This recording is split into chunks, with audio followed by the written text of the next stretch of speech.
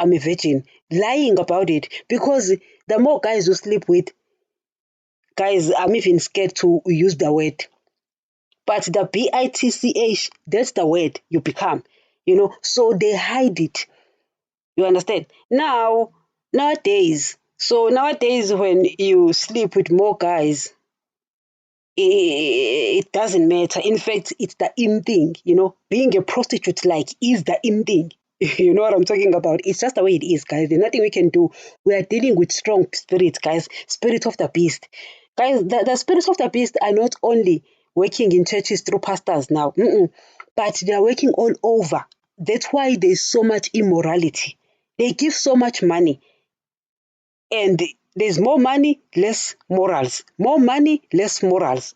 Wherever you see more money and less morals, you must know that the beast is at work.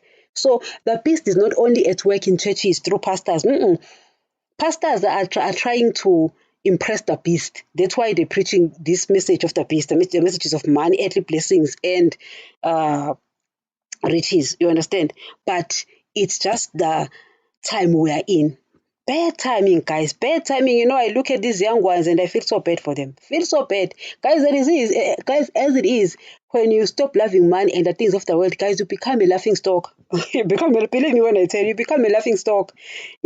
So you need to know how to obey Jesus, how to run away from temptations. You understand? Because at the end of the day, you get close to these people and you become their friends, and they laugh at you because you're not seeking after these things, so you become a laughing stock. So there are ways, with me, I decide to just get away. I will get away from you. Believe in me, if you love the things of the world, you call them blessings, I get away from you. You love money, I run away from you. Why? Because at the end of the day, Jesus is expensive, guys. Jesus, guys, is expensive. There's nothing I can do about it.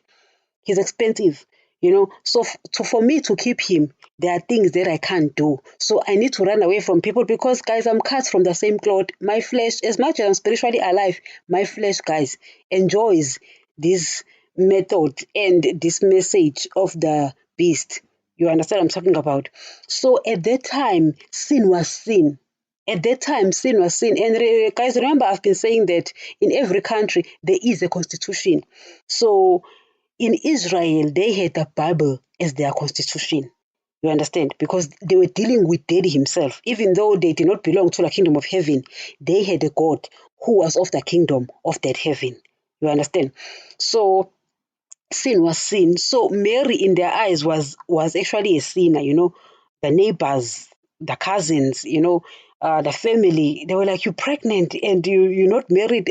Shame, I really feel sorry for Mary. I really feel sorry for that lady, because the pain, the shame she endured just to obey Daddy. Hey guys, you don't know how difficult it is to keep that man. It's so difficult, So for her to be pregnant and to carry this bastard, and Jesus, guys, is a bastard. Not only that, so I love Joseph, because Joseph, after the Holy Spirit had spoken to him through the dream, he decided to go along and marry Joseph. And marry Mary.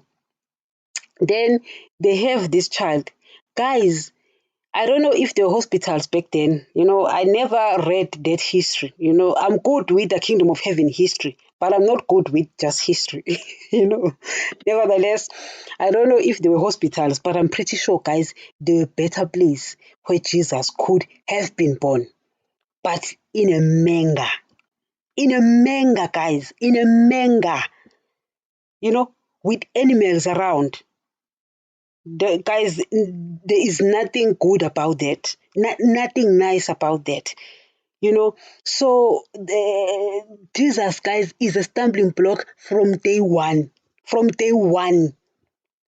Day one, the mother is a laughing stock because she's carrying a bastard. After that, he is born in a manger. And then in Nazareth, can anything good come from that village? Hello, there were better villages. Can anything good come from that village? Guys. So these are the things that the people of Israel, because we didn't know, the Gentiles did not even know that there was a God, let alone that there was a covenant to enter into in order to deal with that God, So For Jesus, that was just a shame. That was just a shame, you know. So he's now married. Mary is now married to Joseph, and they start having children, with this bastard, firstborn, who is a bastard. So all of that, guys, all of that. So Jesus is a stumbling block in their eyes, a stumbling block, because if they are waiting for the Messiah, they are waiting for someone who will be born in a better place. First class, guys, first class, guys, those places, upmarket places. You will wait for God in places like that, a son of God in places like that, upmarket places, not just a village, the poorest, hell to the never, you know. So there are things that now I am just speaking like them, someone who didn't know certain things, someone who just heard of this. And I'm like, I don't know if I'm going to worship that guy, a guy who is nothing. What is he going to give me? Guys, the first thing you think about when you are following someone, what am I going to get from this person? I mean, what are you going to get from a person who's born in a manger, from a bastard? From a person who's born in Nazareth? What are you going to get from the person? Who will follow that person? So guys, I'm stopping here. I just wanted you to look at that. Just sit down and think about that, because you need to think about what these people thought of Jesus. And also at the same time, you think about what Jesus went through, that shame he went through. Guys, already I've already mentioned in the first one that this guy, guys, is thinking rich. He's a king in heaven. Angels worship the ground he walk on. But here he's coming as a non-entity, a nobody. And people are waiting for this person, yet he is an absolute nobody. Let's stop here, guys, and we'll continue in the next. Thank you.